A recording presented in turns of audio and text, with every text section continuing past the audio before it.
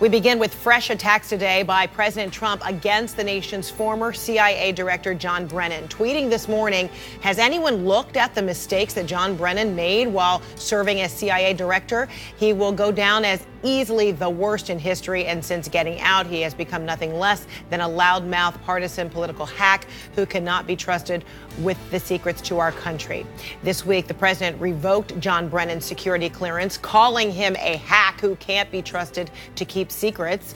The move prompted more than 70 intelligence officials, including top former CIA directors, to come together with a statement warning the president the country will be weakened if there is a political litmus test applied before seasoned experts. Brennan himself firing back at the president, calling him power hungry. He's drunk on power. He really is. And I think he's abusing the powers of that office. I think right now this country is in a crisis in terms of what Mr. Trump has done and is liable to do.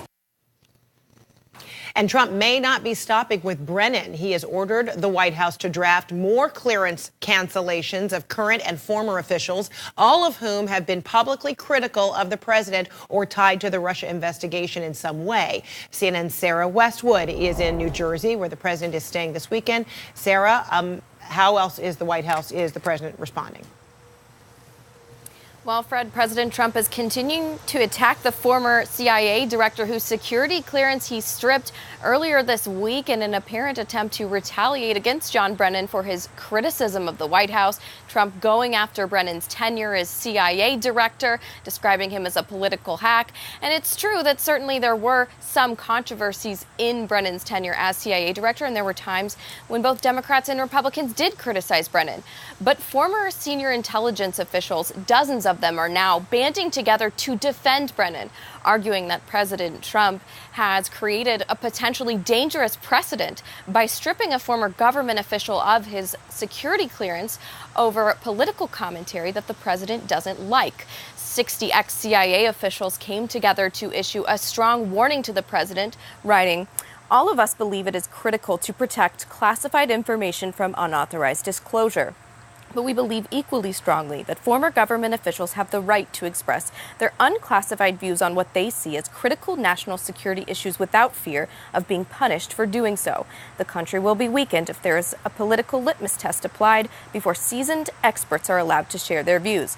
Now, certainly all of these former senior intelligence officials are not necessarily saying they agree with how Brennan has gone about attacking the president, but they certainly agree with Brennan's right to do so. Meanwhile, President Trump is considering stripping security clearances from 9 additional individuals who are related to the Russia investigation in various ways. Senator Mark Warner, who is the ranking Democrat on the Senate Intelligence Committee, is warning that he will take action if President Trump follows through with this plan. And the Washington Post is reporting that the papers have already been drawn up to strip those security clearances from those 9 officials, but White House aides are waiting for a time when it might be convenient for them to roll out the revocations of those security clearances, perhaps to distract from future negative headlines. Fred? Sarah Westwood, thanks so much. All right, let's talk more about this. With me right now is Bob Baer, a CNN intelligence and security analyst, and CNN national security analyst Juliette Kayyem. Good to see you both. All right, so we saw this powerful statement from dozens of former CIA officials condemning the president's decision to revoke Brennan's security clearance. So, Bob, as a former CIA case officer, how is this move likely playing with current rank and file members within the CIA? Not well. I've looked at those 60 names, and there are a lot of very good officers, nonpartisan statement. They're offended by this. It's an attempt at intimidation by the president against the national security establishment to shut them up. And frankly, pulling Brennan's clearance, there's no justification for it. Everybody in the CIA knows why you get one pulled. It's unauthorized disclosure, contact with foreign governments, statements that have been made on television that betray secrets. Brennan did none of that. So this was political retaliation.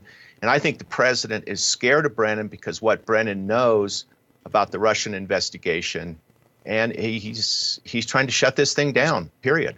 And Juliet, Brennan, described this pulling of security clearance, as an egregious act. He described the president as being drunk on power.